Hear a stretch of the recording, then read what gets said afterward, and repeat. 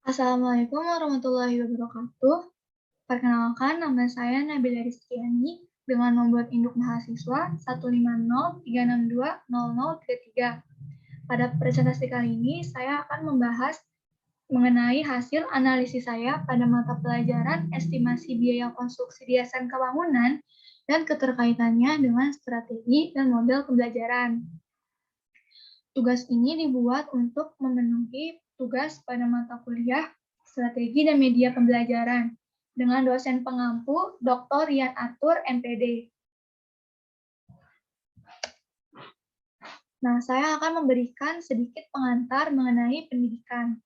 Pendidikan merupakan upaya untuk mempersiapkan SDM yang unggul, di mana SDM yang unggul ini memiliki keahlian dan keterampilan sesuai tuntutan pembangunan bangsa, di mana kualitas suatu bangsa ini sangat dipengaruhi oleh faktor pendidikan.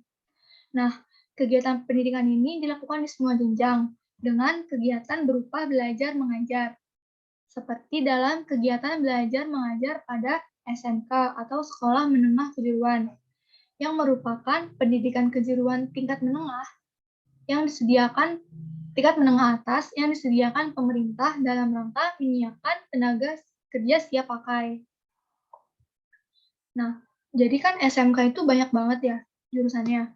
Jadi saya akan membahas tentang SMK DPIB atau Desain Permodelan dan Informasi Bangunan.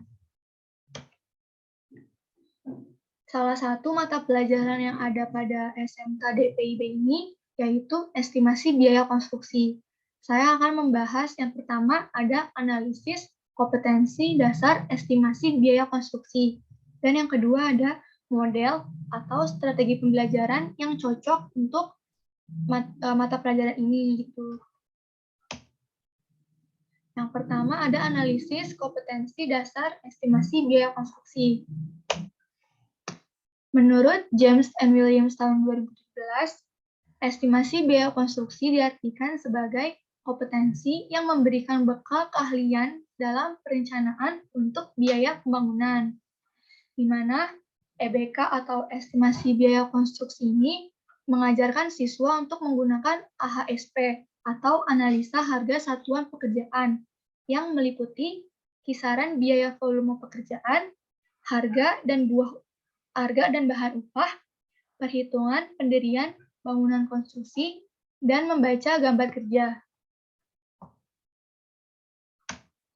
Selanjutnya, jadi salah satu kompetensi dasar yang ada pada EBK atau estimasi biaya konstruksi ini adalah RAB atau Rencana Anggaran Biaya.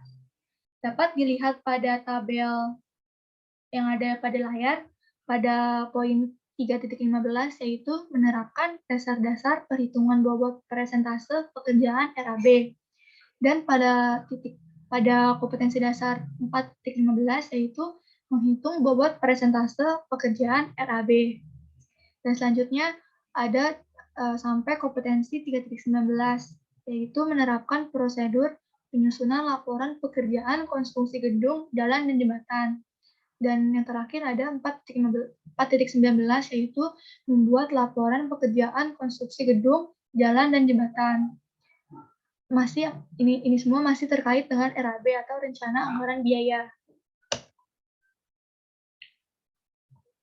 Nah, RAB sebagai kompetensi dasar dari EBK atau estimasi biaya konstruksi ini ialah merencanakan suatu bangunan dalam bentuk dan faedah dalam penggunaannya, beserta besar biaya yang diperlukan dan susunan-susunan pelaksanaan dalam bidang administrasi maupun pelaksanaan kerja dalam bidang teknik, menurut Sahiman tahun 2016.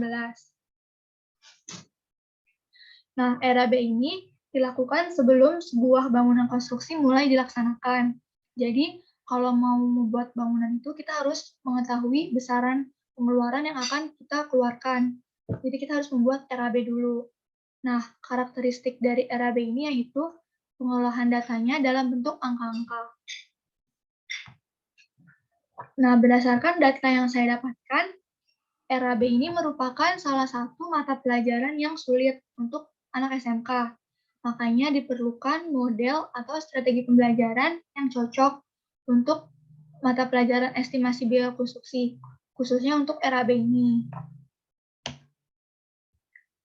Nah, saya mendapatkan hasil yaitu model atau strategi pembelajaran model kooperatif, di mana Arts dan Nesman dalam Huda tahun 2011 mendefinisikan pembelajaran kooperatif sebagai kelompok kecil pembelajar atau siswa yang bekerja sama dalam satu tim untuk mengatasi suatu masalah, menyelesaikan sebuah tugas, atau mencapai tujuan bersama. Jadi model kooperatif ini tuh kayak ngebuat kelompok kecil diskusi gitu. Jadi kita nanti ngebahas soalnya bersama-sama. Nah, yang pertama ada metode STAT atau Student Teams Achievement Division, di mana untuk metode STAT ini, siswa dibagi menjadi kelompok-kelompok kecil dengan 4-5 orang. Selanjutnya, metode STAT ini membuat siswa lebih termotivasi untuk saling mendukung dan membantu memahami materi yang diberikan. Selanjutnya, dalam penelitian yang dilakukan oleh Ilmi, didapatkan data bahwa model pembelajaran kooperatif metode STAT ini menghasilkan hasil belajar yang tinggi dengan belajar dengan metode belajar kelompok. Nah, jadi Ilmi et al. Tahun 2012 ini membuat suatu penelitian dengan membandingkan model kooperatif STAT dengan belajar kelompok dan model konvensional dengan belajar sendiri. Hasilnya yaitu untuk presentase nilai siswa dengan model STAT lebih tinggi dibandingkan dengan model konvensional. Karena model konvensional itu hanya memberikan informasi, guru hanya memberikan informasi, dan siswa hanya mendengarkan, dan membuat siswa menjadi lebih pasif. Selanjutnya ada kooperatif metode group investigation. Group investigation dalam pelaksanaannya mengikut sertakan peserta didik secara aktif. Ada 6 tahapan untuk pelaksanaan metode group achievement, yaitu dalam memilih topik pembelajaran. Jadi siswa bebas untuk memilih topiknya. Terus tahapan cooperative learning, tahap implementasi, analisis serta sintesis, tahap penyajian hasil dan produk melalui presentasi.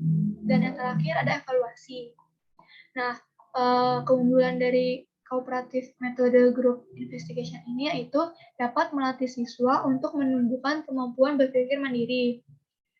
Jadi ada salah satu penelitian yang dilakukan oleh Rofiah, dan beliau mengatakan bahwa kooperatif metode group investigation ini cocok untuk metode STAT,